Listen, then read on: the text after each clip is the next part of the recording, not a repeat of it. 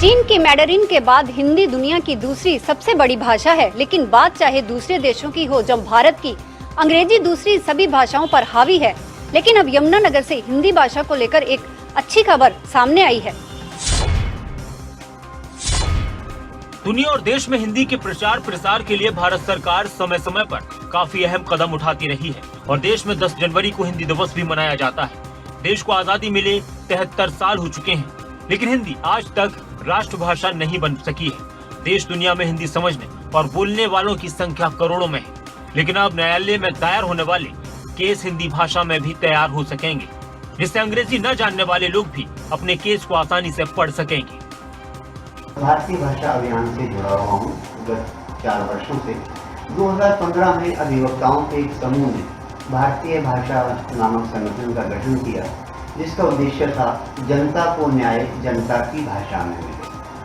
हरियाणा के यमुनानगर के न्यायालय में हिंदी भाषा में तैयार किया गया पहला केस दाखिल हुआ। शिकायतकर्ता और अधिवक्ता हिंदी में दायर हुए इस केस को लेकर काफी उत्साहित दिखाई दी। एक केस फाइल किया है अपने एडवोकेट के थ्रू कि मेरा केस इंग्लिश में ना होकर हिंदी के अंदर फाइल किया जाए, लेकिन कुछ कारणोंवश मेरा केस को पहले एक्सेप्ट करने से हिंदी में आनाकानी हुई, लेकिन वकील साहब ने अपने जरिए सेशन से के माध्यम से समझाया और जिसके कारण मेरा ये केस हिंदी में जो पहला केस है यमुनानगर डिस्ट्रिक्ट के अंदर कोर्ट के अंदर ये फाइल होने हुआ है। हिंदी में केस दायर करने वाले अधिवक्ता ने बताया कि शुरू में जब केस न्यायाधीश के सामने रखा गया तो उन्होंने इसे लेने से इनकार कर दिया, लेकिन हमने इस संबंध में सेशन जज से बात की और अपनी स्थिति बताई तो उन्होंने हिंदी में केस लेने की हामी भर दी।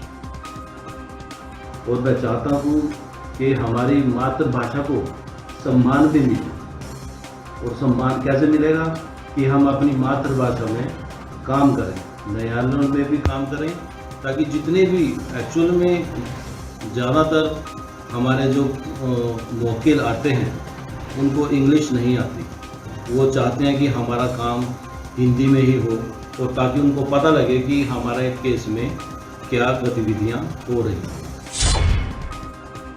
देश में बहुत बड़ी आबादी ऐसी है जो अंग्रेजी को नहीं समझ पाती है, लेकिन अब हिंदी में केस दायर होंगे तो इससे देश के उन कम पढ़े लिखे लोगों को अपना केस समझने में आसानी होगी।